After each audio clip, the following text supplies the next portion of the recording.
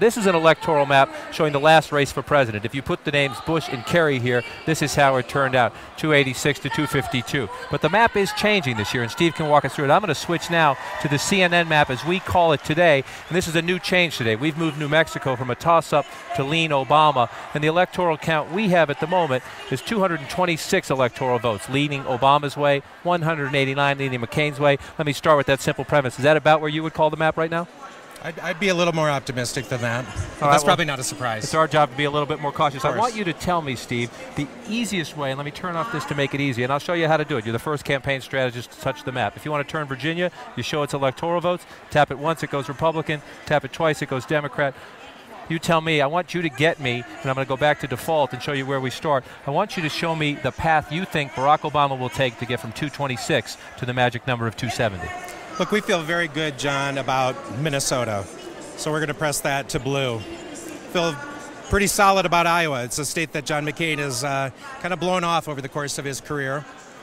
We're here in Colorado, and we're here for a reason. Colorado in a poll today.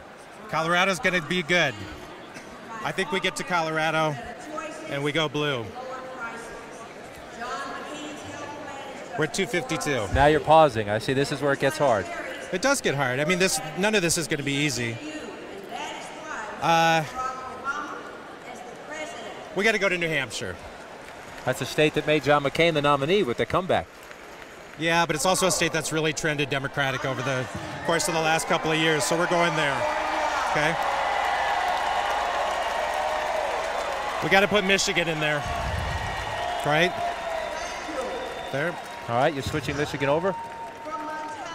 That makes Barack Obama, under that scenario, Barack Obama would be the next president of the United States without winning Ohio, without winning Missouri, without winning Florida, and without winning a state you think you have a good chance in Virginia. That is your most likely scenario.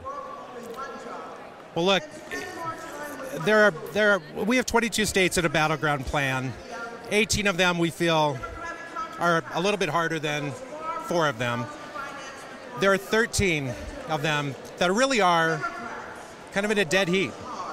You know, we're either up, 2-3 points, or we're down 2 or 3 points, and so there's, this is going to bounce around some. But today, I would say that's how we get there. Let me play devil's advocate for 1 second here. I'm going to give New Hampshire instead to John McCain. I'm going to say John McCain surprises you out here and takes Colorado. Again, it's a hypothetical situation. And let's even say John McCain somehow manages to take Nevada off that map, and that one stays red. Now when it gets harder, how does Barack Obama get there under this scenario when Barack Obama would be at 260, but you would have to go into some states that have been red, red, red, and red in the last 2 presidential elections? Pretty solidly, we're going to go to Virginia. That would do it right there. Virginia alone is enough to do it. Democratic governor.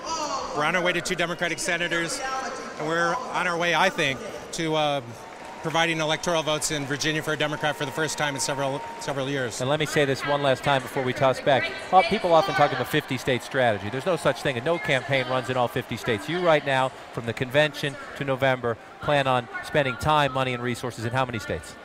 Well, we have staff in all 50 states. We're focusing a ton of energy on voter registration, as you know. And we're having great success. More than 400,000 new registrants in Michigan, over 400,000 in Georgia, over 400,000 in Pennsylvania. You know, things are coming together. And John, of those 400,000 in those states, over 60% are under the age of 35. These are voters we're really working hard to convince and get involved in our campaign.